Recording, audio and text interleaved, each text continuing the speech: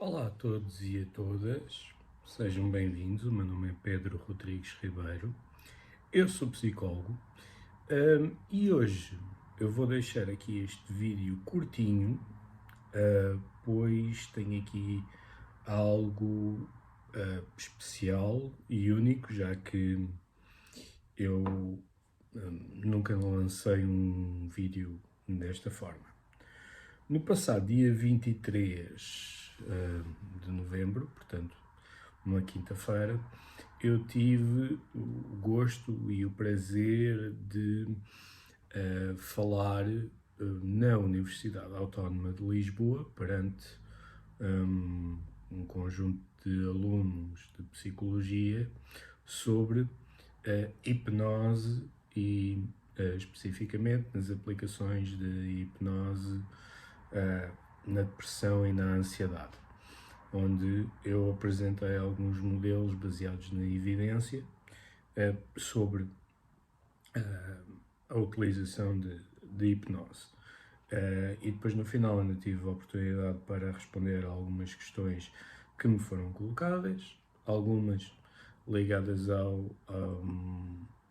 quer dizer, eu diria poucas ligadas à minha intervenção e mais questões sobre outras curiosidades ligadas à hipnose, como por exemplo a utilização de hipnose com crianças, a utilização de hipnose em doentes oncológicos e pessoas que poderão estar em cuidados paliativos, as questões clássicas da formação de hipnose ou sobre a hipnose, portanto, uma data dessas questões. E, ao longo do evento, foram tiradas algumas fotos, obviamente, eu não me importei, eu autorizei, dei esse consentimento, fotos essas que foram publicadas nas redes sociais, assim como um vídeo de resumo, digamos, dos determinados momentos da minha palestra. E é exatamente esse vídeo que eu vou deixar aqui no canal. Como ele é público, vou deixá-lo aqui. O vídeo representa um resumo daquilo que foi 1 hora e tal, portanto o vídeo tem 14 minutos e tal, tem 15 minutos, obviamente não vai conter tudo aquilo que foi dito, mas tem alguns pontos interessantes. E para terminar, eu gostava novamente de prestar os meus agradecimentos à Universidade Autónoma de Lisboa pela recepção, pelo convite, nomeadamente na pessoa da professora doutora Lídia Serra e também de todos os alunos de Psicologia que estiveram presentes. O meu muito obrigado por estarem lá, por escutarem, por terem algum interesse na área. E então deixo-vos com esse vídeo. Fiquem bem.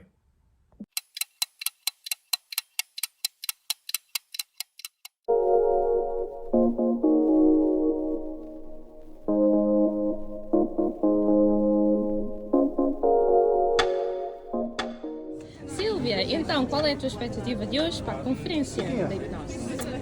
Então, eu tenho muita curiosidade nestes temas da hipnose, já andei a explorar algumas coisas, porque gostava mesmo de perceber, e a minha expectativa é essa, sair daqui mais esclarecida de como é que este processo mexe com a mente e como é que ajuda realmente as pessoas, porque ainda continuo a ser um bocadinho cética em relação a isso.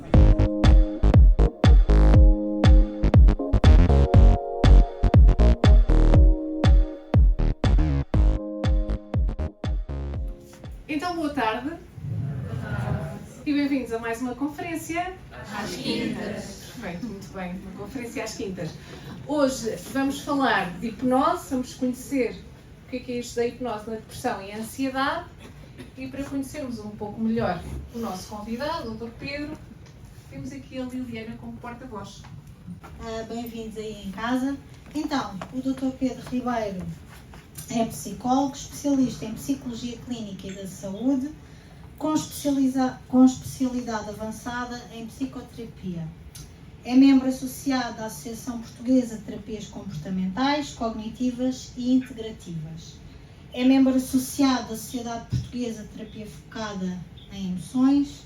É membro internacional da Associação Psicológica Americana.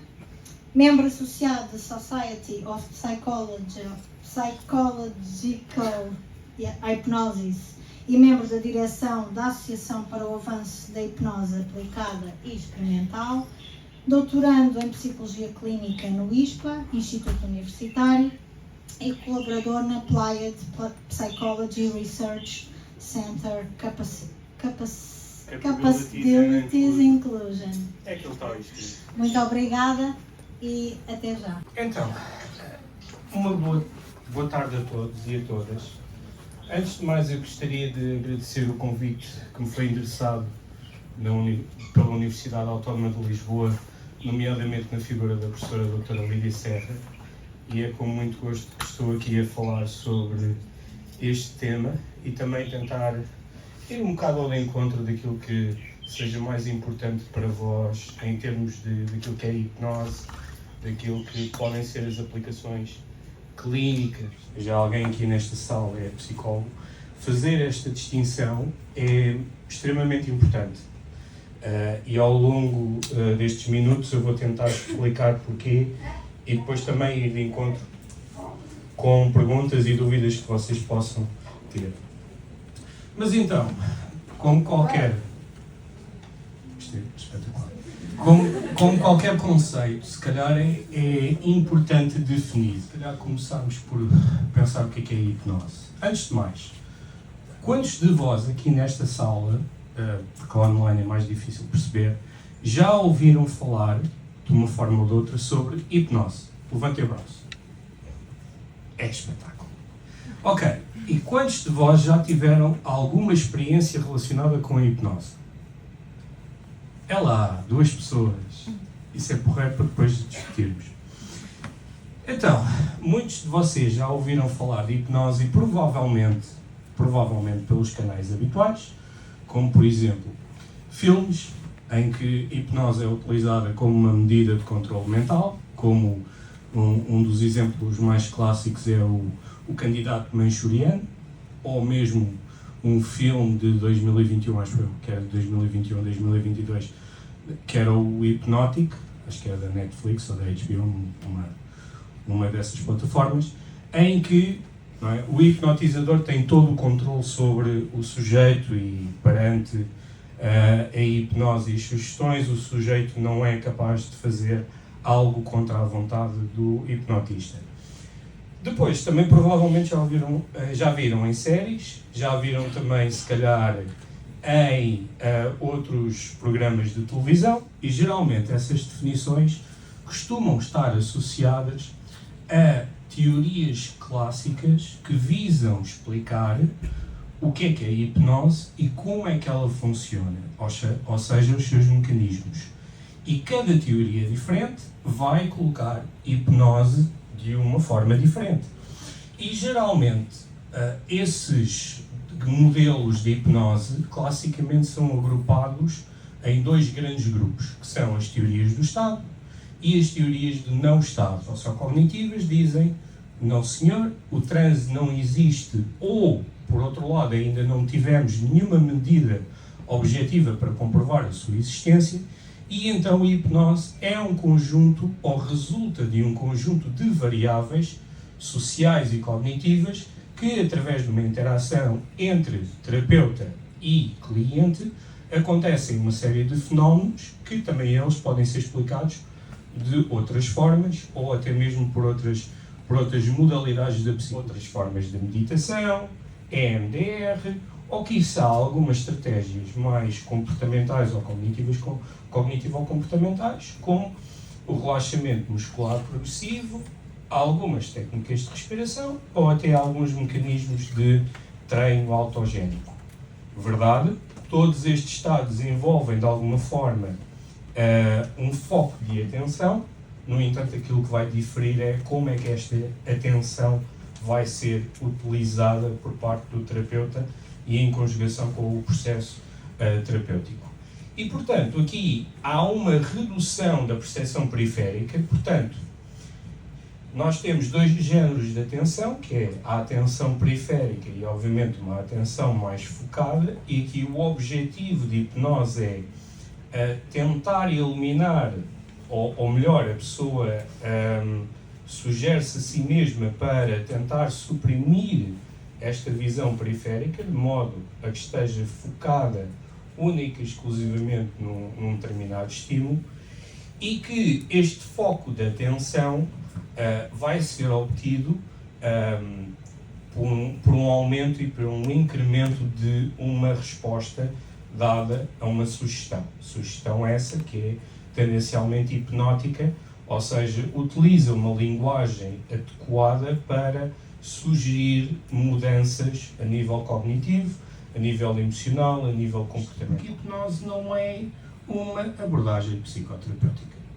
Portanto, ao contrário de modelos psicoterapêuticos baseados na evidência e que têm por trás uma determinada teoria psicológica ou um paradigma, como queiram chamar, como por exemplo a terapia centrada na pessoa, que de certeza absoluta que vocês já ouviram falar muito, porque a Universidade Autónoma de Lisboa tem uma ampla tradição nesse modelo, com os trabalhos do professor João Hipólito, a terapia cognitivo-comportamental, psicanálise ou até mesmo a antiga terapia comportamental. Portanto, todos esses são paradigmas que foram baseados em teorias psicológicas e que foram amplamente investigados e que são baseados em evidência. E esses sim são paradigmas que de alguma forma explicam o funcionamento, ou tentam explicar o funcionamento psicológico do ser humano, apresentar algumas hipóteses explicativas sobre aquilo que está a acontecer e também, obviamente, tem o seu papel na definição da psicopatologia e depois oferecem algumas estratégias de intervenção adequadas. Hipnose não tem nada disso. Hipnose é uma técnica que não é, no sentido de ser técnica, está no mesmo patamar que mindfulness, que relaxamento muscular progressivo, técnicas de respiração. Portanto, ela é uma técnica que por si só pode ser utilizada e tem alguns benefícios. No entanto, do ponto de vista clínico e na sua aplicação aqui na psicologia e no campo da psicoterapia, ela deve ser sempre utilizada como coadjuvante psicoterapêutico. E em Portugal, agora com as especialidades avançadas e as especialidades também gerais em termos da ordem, como é que isto se adquire? Através de treino em sociedades e associações que estejam devidamente protocoladas com a ordem dos psicólogos para esse efeito. Portanto, quando alguém se diz hipnoterapeuta, questionem se é profissional de saúde ou não, porque só isso já é logo um grande risco se vocês procuram alguma intervenção em termos de saúde mental. E se for algum profissional de saúde, como por exemplo psicólogo ou psiquiatra, procurem saber qual é que é a sua formação em psicoterapia e se ele tem. Porque senão, vocês arriscam-se a estar nas mãos de alguém que não tem as ferramentas necessárias para vos ajudar, caso vocês estejam dentro de alguma perturbação ou de alguma psicopatologia. Uma parte de vocês está tão envolvida nessa narrativa que assume como se aquilo fosse realidade. E aqui, ao definir-se o contexto como sendo hipnótico, nós utilizamos estes fenómenos com o propósito de aplicabilidade terapêutica. E estes fenómenos são utilizados através da linguagem, que é uma linguagem sugestiva, que aqui o terapeuta, ao lançar as sugestões e a pessoa decidindo respondê-las, essas sugestões vão permitir influenciar a pessoa a tal ponto que ela possa modificar a sua experiência ao nível dos seus pensamentos, das suas emoções ou dos seus comportamentos. Intervenção psicossocial na dor neuropática no adulto, uma das estratégias a ser utilizada é a hipnose, juntamente com a terapia cognitivo-comportamental, mindfulness, biofeedback e relaxamento. Agora, se me perguntarem a mim porque é que não se utiliza mais isto nestes contextos, bom, aqui entrávamos numa grande discussão, nomeadamente pela falta de informação dos técnicos e também pela resistência absurda que as pessoas têm a estas abordagens, mas também eu percebo porquê, quando vêm para a televisão supostos psicólogos a fazerem intervenções de vidas passadas, eu percebo que uma administração de um hospital possa estar um tanto ou quanto reticente a implementar estas medidas, embora nós sabemos que, implementando estas estratégias, nós conseguimos reduzir o tempo e, economicamente, sai muito mais barato do que a prescrição de fármacos. Disposição para questões, dúvidas, tudo aquilo que vocês queiram perguntar, que pode ter a ver com aquilo que eu falei, ou pode ser um bocadinho mais para além, mas que seja do vosso interesse. Portanto, estejam à vontade e muito obrigado por me escutarem e obrigado por estarem aqui.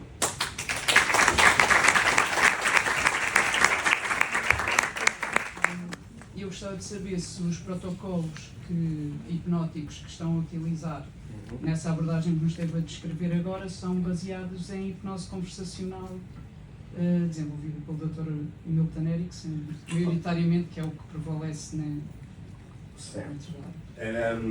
Já agora, se calhar é importante eu aqui dar algum contexto. De facto, o senhor que viram, já agora, que está na cadeira de rodas e tem muito pouca mobilidade, é um senhor chamado Milton Erickson, foi de facto um psiquiatra americano, ele faleceu no início dos anos 80 e que foi considerado, e é considerado o pai da hipnose moderna, porque ele, de alguma forma, trouxe uma relevância para o campo da hipnose e uma popularidade que antes não estava tão presente. O único ponto, ou o mais ericksoniano, que estas abordagens, que as abordagens clínicas utilizam. Mas há um grande fosso, e isto era uma discussão que nos levava muitas horas, porque, por exemplo, as abordagens ericksonianas são das únicas que implicam a existência de transe. Só que, curiosamente, sempre que um ericksoniano tenta provar cientificamente as suas ideias, elas tendem a falhar ou não serem tão eficazes quanto eles dizem. Até à próxima oportunidade. Muito obrigada, Dr. Pedro.